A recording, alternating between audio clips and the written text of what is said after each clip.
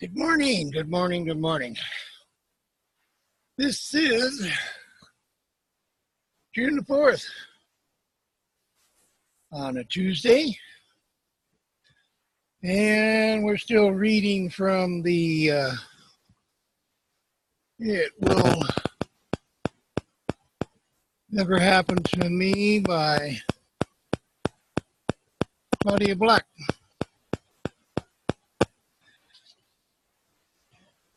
And so we were basically talking about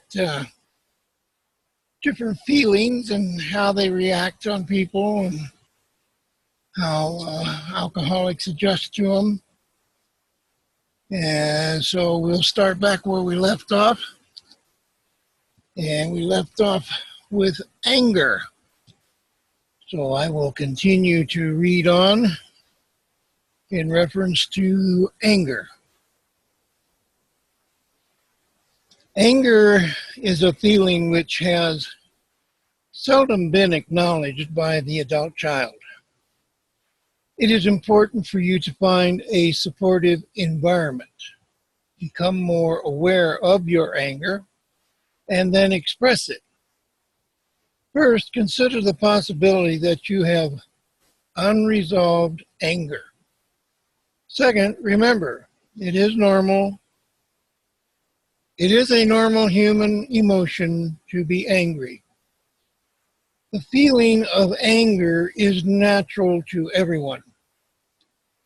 But for the child of the alcoholic, it is a feeling which is often repressed, twisted, and or distorted. It is a feeling which is invariably denied.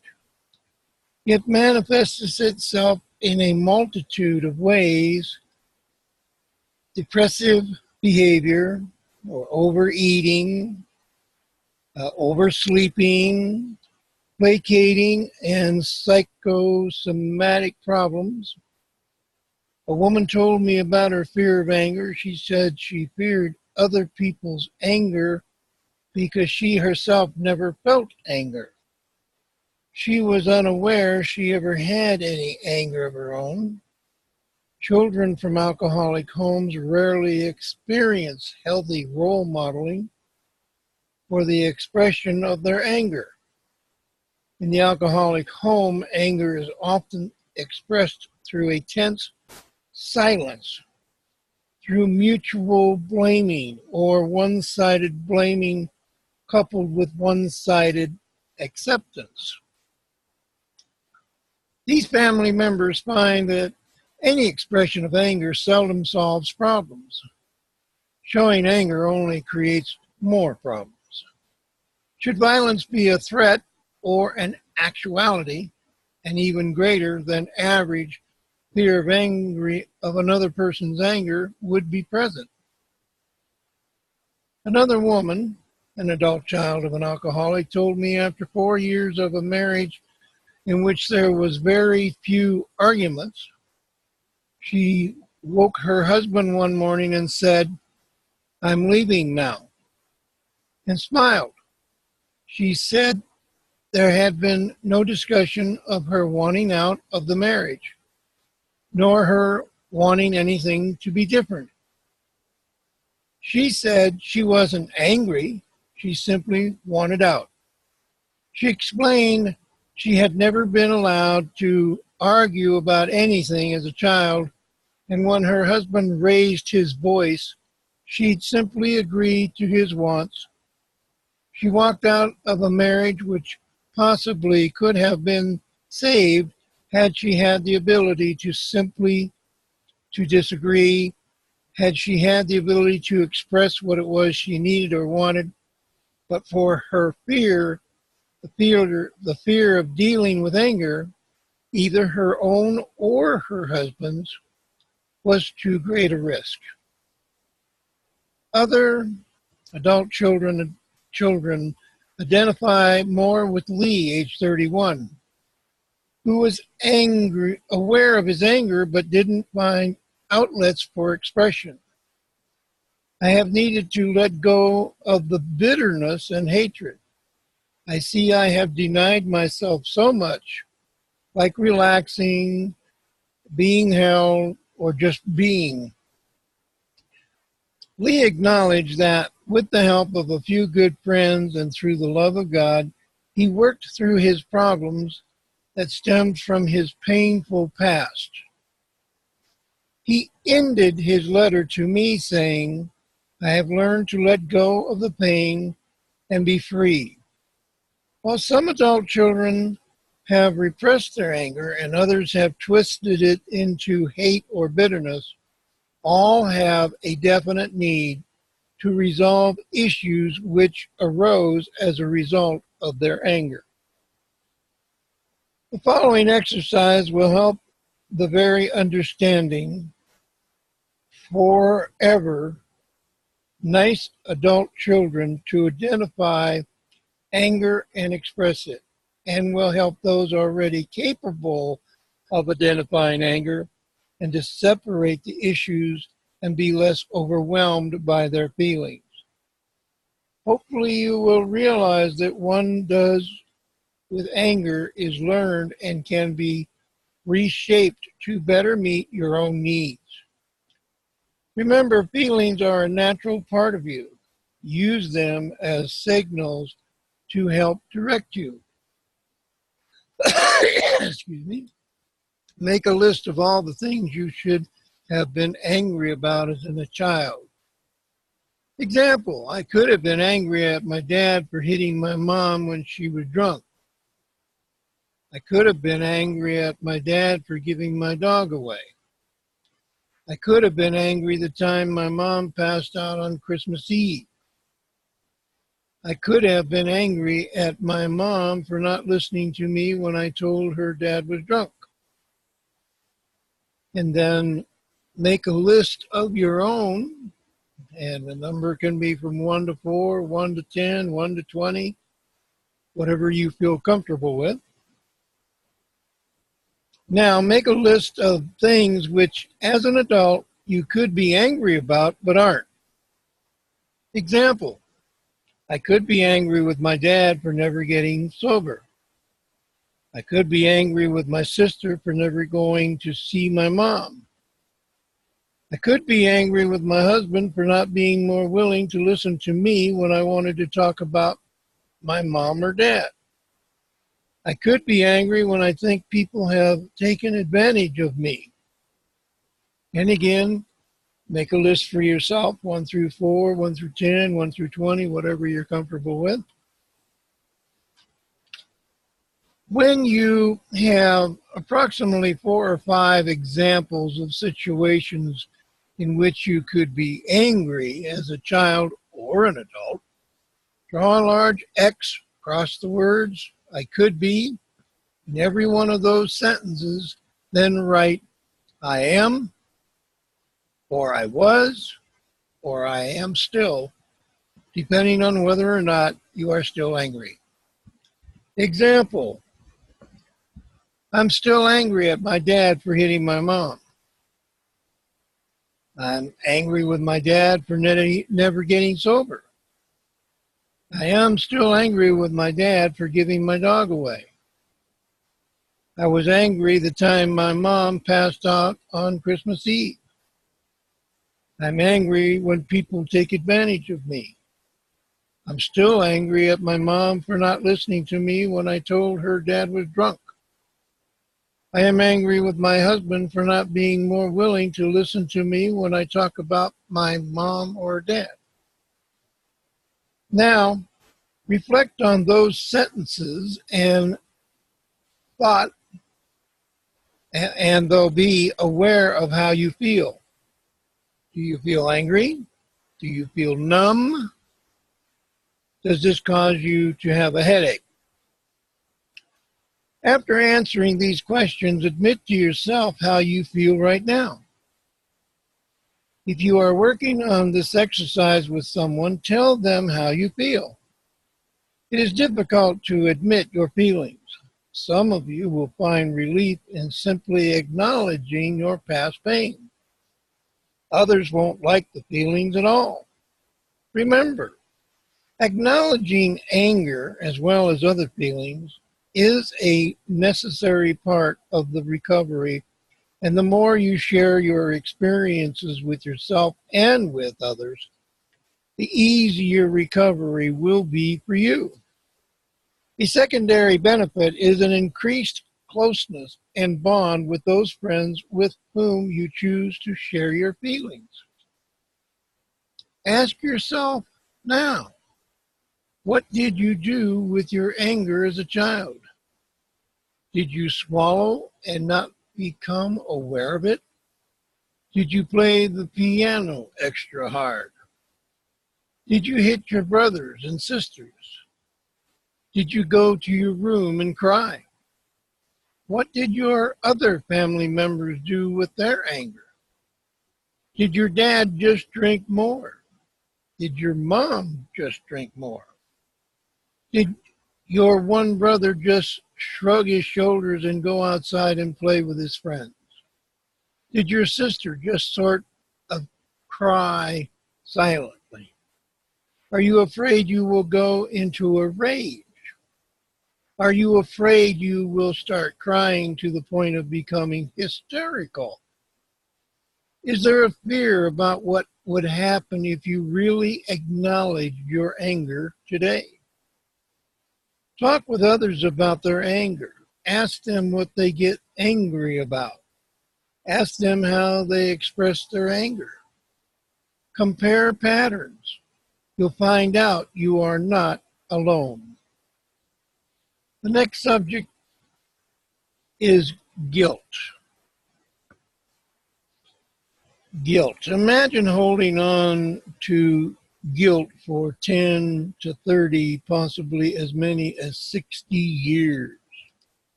Especially guilt about something over which one has absolutely no control.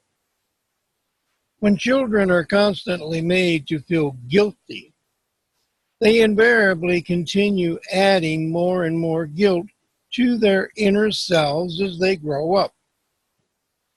Whenever I think of the guilt children of alcoholics feel, I am reminded of a special child of an alcoholic father I once met. He came to me asking if I would participate in a task force for a local helping agency.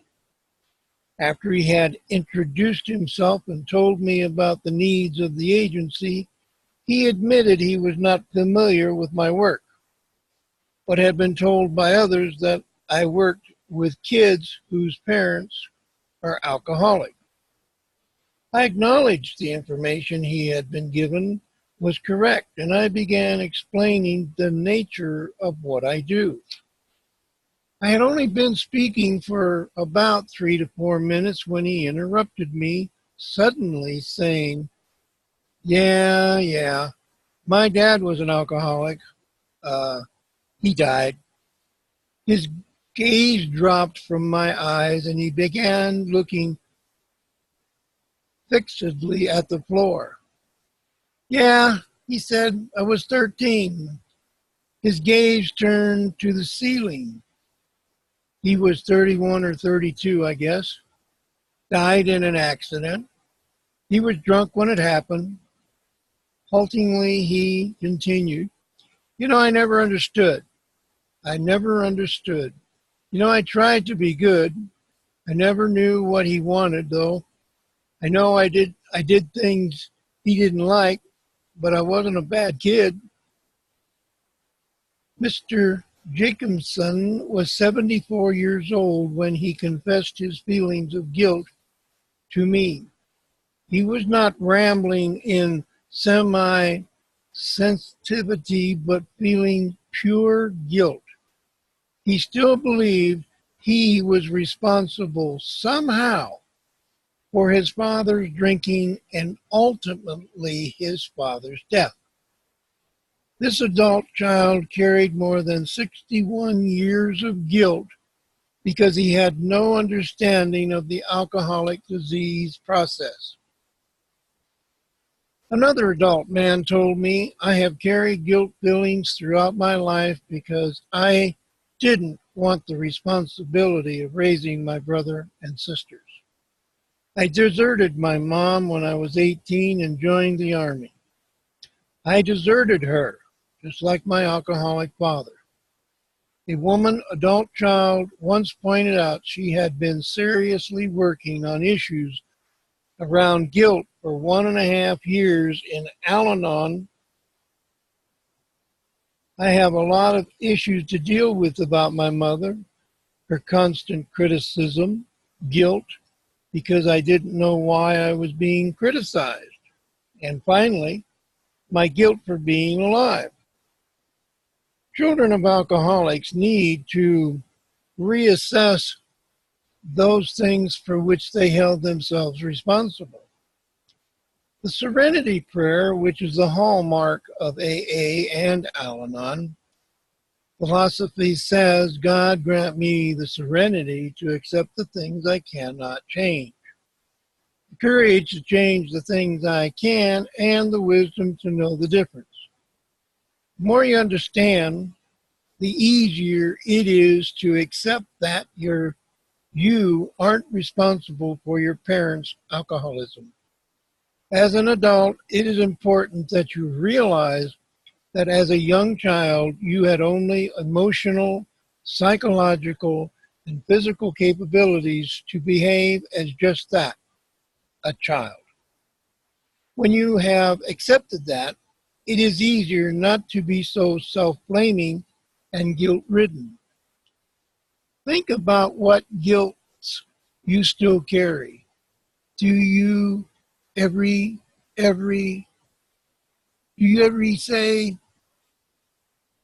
if only I had? Take time right now to examine your guilt feelings by working the following exercise.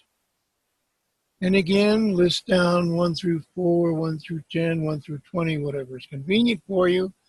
But here it is. As a child, if only I had. And then you write down your answer. Or as a teenager, if I only had, and write down your answer.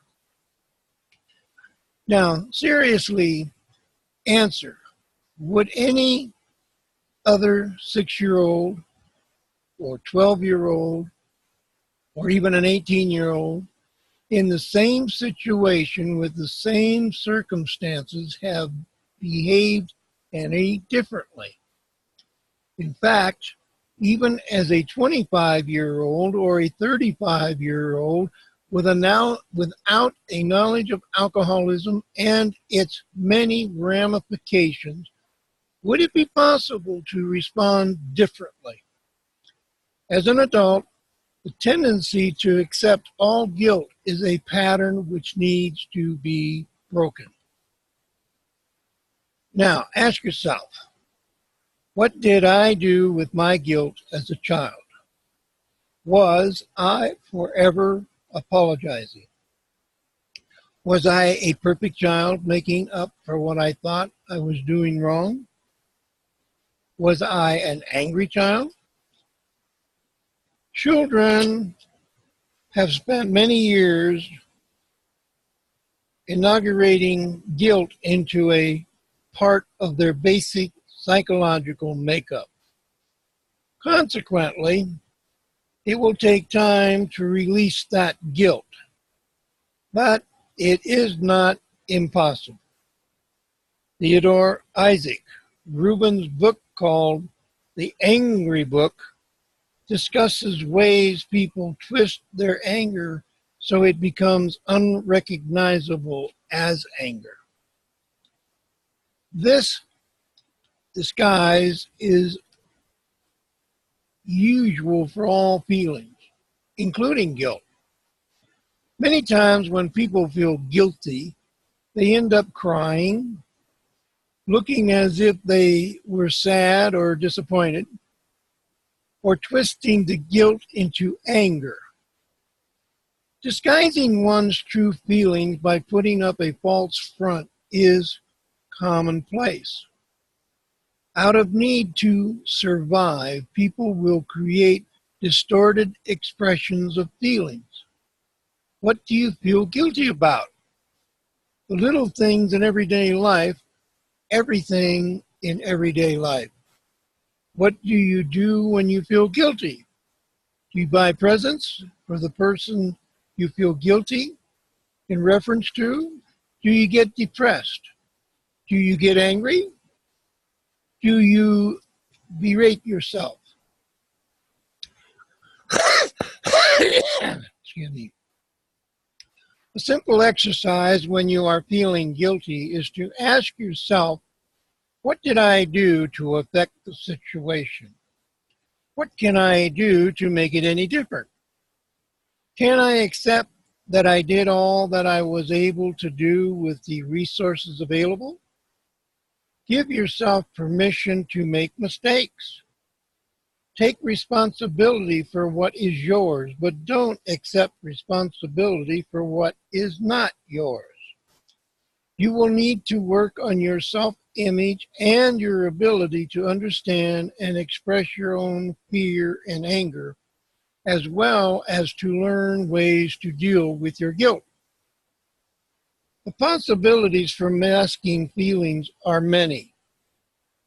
Anxiety, depression, overeating, insomnia, oversleeping, high blood pressure, overwork, always being sick, always being tired, being overly nice. The list goes on. These consequences not only affect your life, but they will interfere with your relationship with others, your spouse, your lover, your children, your friends. Now is the time to change the pattern. But please don't try to do it in a vacuum. Let others be a part of this new growth. Alcoholic therapy. Daughters of the bottle. Until I was 22, I didn't think anyone else had a drunk for a mother. Then I met Laureen, Joni, and Suzanne. I recognized them immediately by their stay-away smiles. They were leaders in their work, competitive imposters like me. Who would say they were sorry if somebody bumped into them on a crowded street? I call on them once in a while. They always come. Children of alcoholics always do. Reshaping roles as an adult child. Responsible. For that extremely responsible person, the person who has the ability to accomplish a great deal, the issue of control often creates problem areas in adult life. Accompanying a strong need to be in control is an extreme fear of being totally out of control, particularly with feelings. As one woman told me, if I permitted myself to throw one plate out of frustration, there would be nothing stopping me from throwing all 30.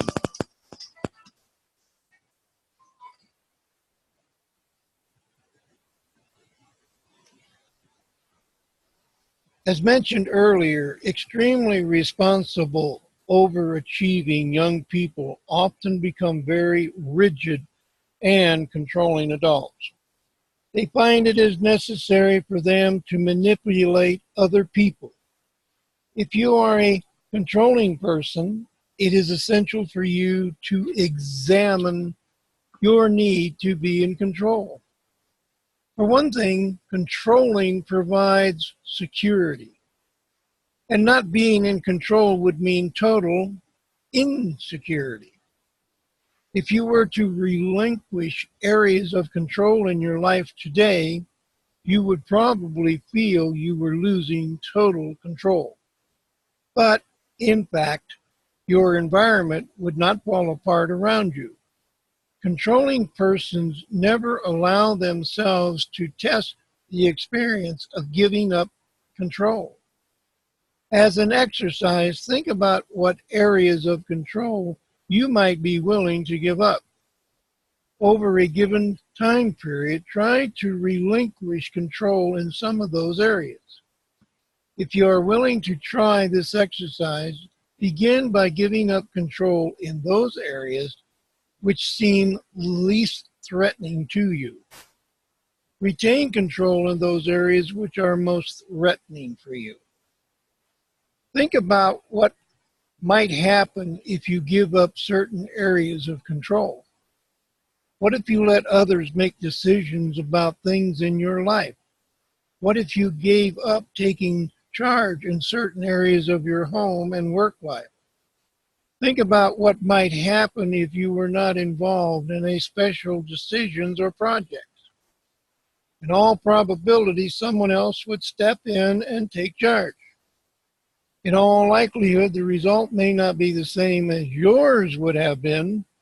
It's possible the situation may not be handled as well as you would have handled it, but heaven forbid, it may be handled even better than had you been in charge. Remember, as you give up control, you may feel some insecurity, but amazingly, you will have more energy and more time to relax. You won't feel as rigid and structured because you will not be expecting all your energy trying to keep everything and everybody in order. It's important you fill the empty time with something which allows you to feel more comfortable with yourself. A lot of awkwardness will result as you try to address the issues of letting go of control of your life, your job, your family. It is often a real breakthrough for you, the responsible adult child, to recognize the imbalance in your life. Many times, this very recognition is sufficient impetus for you to begin prioritizing your time and behavior. Some may discover a need to talk with others and get help in order to structure your playtime, which is necessary part of a balanced life. To play, to relax. I know I need to. It's just so hard to find the time, says 30-year-old Janice. Howard, age 32, says, I took 2-week vacation because of stress-related physical problems. All I did was work. I just never could find the time to just relax. Over-controlling and overworking adult children need to think about and talk about the issues of play and fun. Many adult children of alcoholics never found the time to play as children, and now as adults, they find they don't know how to play. They were very busy and serious as children. When they grew up, they are simply very serious, busy adults. Adult children often tell me of the awkwardness or the embarrassment they experience when trying to play. Many feel guilty for taking time out to relax. It is important to discuss these feelings when they are experienced. Adult responsible children of alcoholics need to know there is a part of them that is spontaneous and fun-loving, a part of them that has been buried since childhood, a part that has been repressed for too long. They need to know that they can relax, laugh, and feel good about themselves. And in so doing, they can still successfully relate to other people. In the beginning, you may find yourself even structuring the play periods because your tendencies have been to structure everything in your life. Now, as you are unlearning a part of that process, it is acceptable to use a certain amount of structure to play. You may find commercial relaxation tapes, cassettes helpful on a daily basis, ask yourself what you could do just for yourself. That is, give to yourself. That doesn't involve control. Consider taking a walk, visiting an art gallery, or relaxing on the beach. Relaxing may mean just sitting under your favorite tree.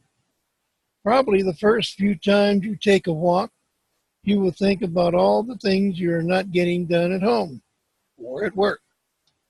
Be aware that it takes time to become comfortable with this process. Change your relaxation patterns gradually. Instead of buying magazines related to work, buy magazines which are light reading. Instead of watching others play a game, become involved in the game yourself. You may need to force these changes, and they may be awkward initially. However, in time, you will enjoy the new you. Fun game. Make a list of things you've always wanted to do, of fun activities you may or may not even participate in. Go through those and ask yourself if any of these are possible, or if you could participate in any of these activities. Circle the ones which you could easily do. Then double circle the ones you are willing to try in the next week. Now start doing them. And again, you can list 1 through 4, 1 through 10, 1 through 20, as far you want to go with that idea. Another positive change for you is to risk asking other people to be available for you to offer support and guidance.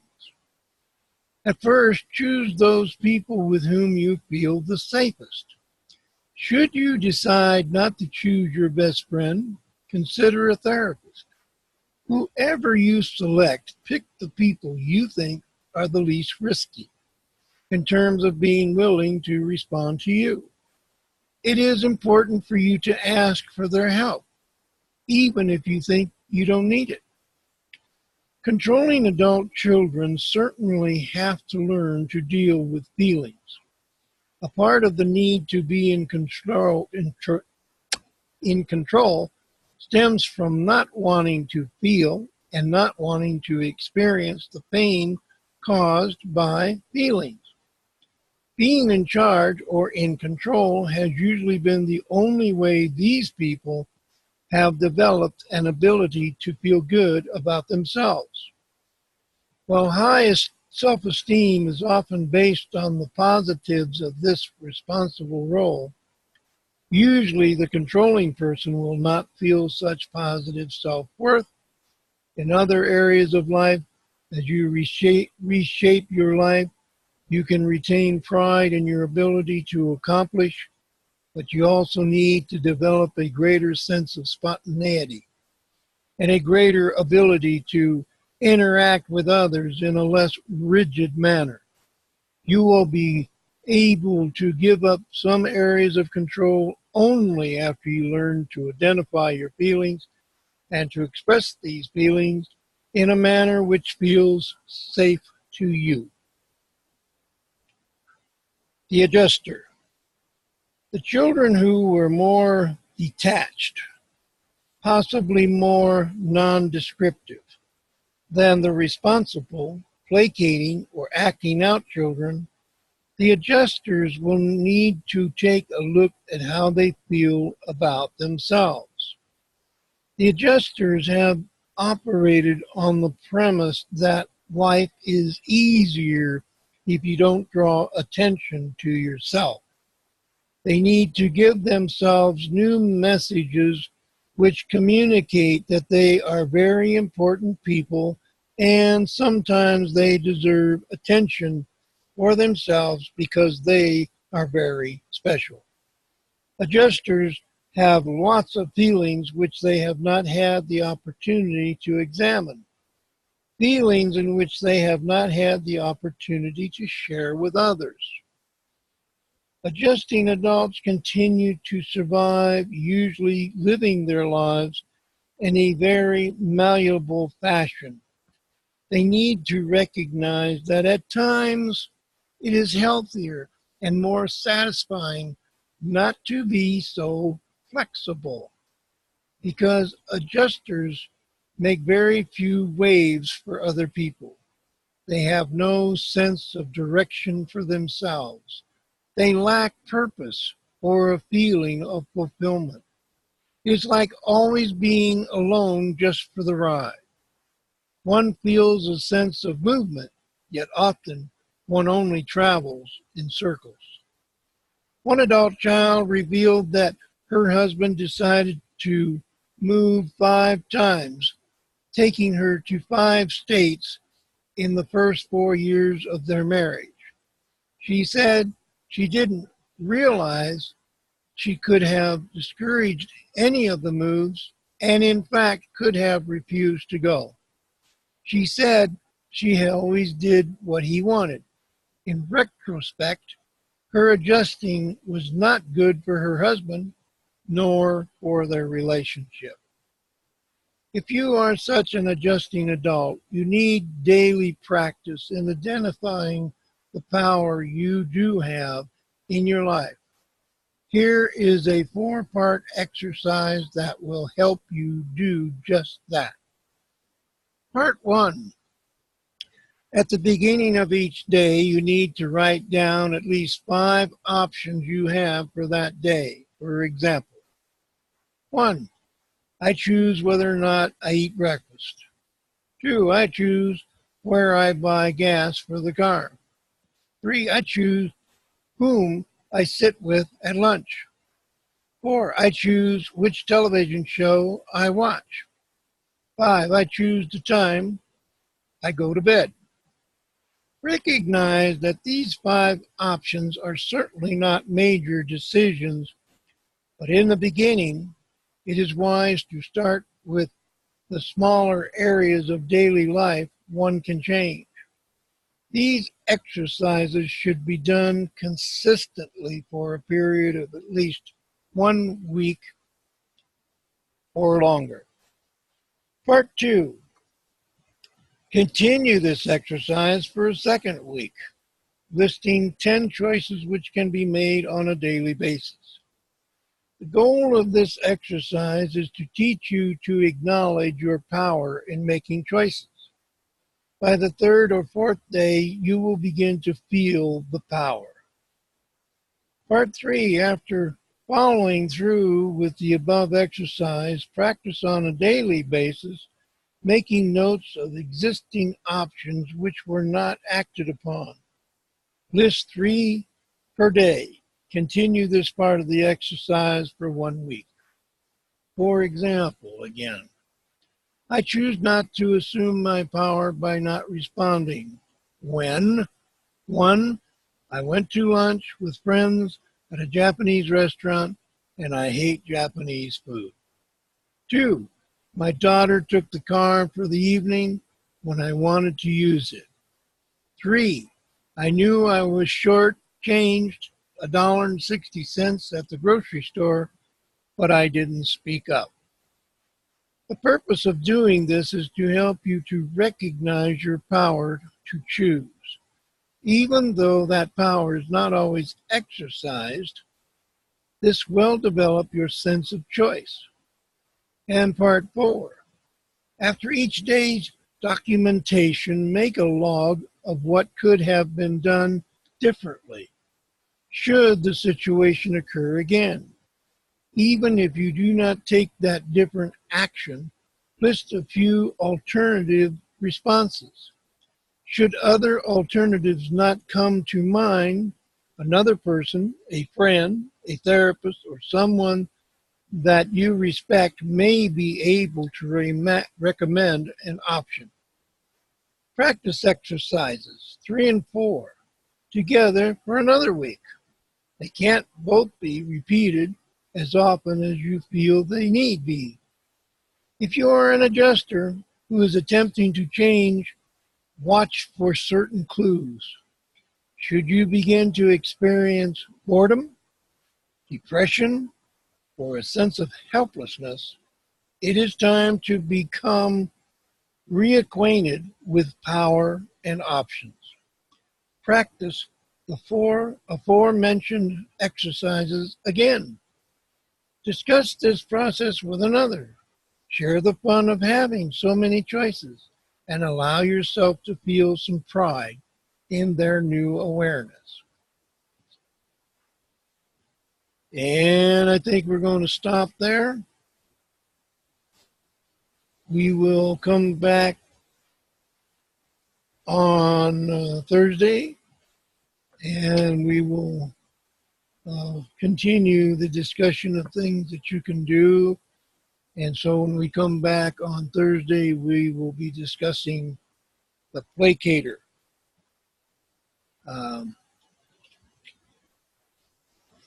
Which again, I'm sure is extremely interesting. And believe it or not, we are getting really close to the end of this book.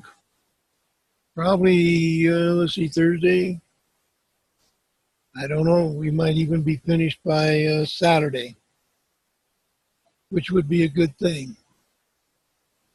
And I strongly suggest that those that have the interest and, definitely would like to do something about it, it's important that you not only listen to what I've read, but see whether it's possible for you to put those things into practice, or at least attempt to follow the guidelines and the suggestions that were given, because it will be extremely helpful. And I say that knowing my own self, being an alcoholic, that, like I said, I think in the first one that I did, this was one book that changed my life completely. It opened up my eyes to things that, how should I say, in the real world, in many families, it's probably very acceptable and people are very aware of it. But because of people that are brought up in alcoholic families, they become totally unaware of it because they simply do not realize what's going on with them and why it's going on at all. But the bottom line, it is going on. And so with that, I think we'll just go ahead and close out. It looks like it's going to be a little bit shorter meeting today, but that's all right, because we can't go into the placator, because then we'd be using up too much time. But anyway, hope to see you on Thursday. Hope you enjoy this session of reading. It'll never happen to me because it is extremely interesting and very enlightening. And like I said, for me, it changed my life. I hope and pray always that it may help and change your life if you're looking at this. And I've always said and believed that even if this were to help just one person, then that in itself is a miracle. It means that just possibly one more life could be saved. Anyway, thank you for being here, and we'll see you on Thursday. Bye-bye.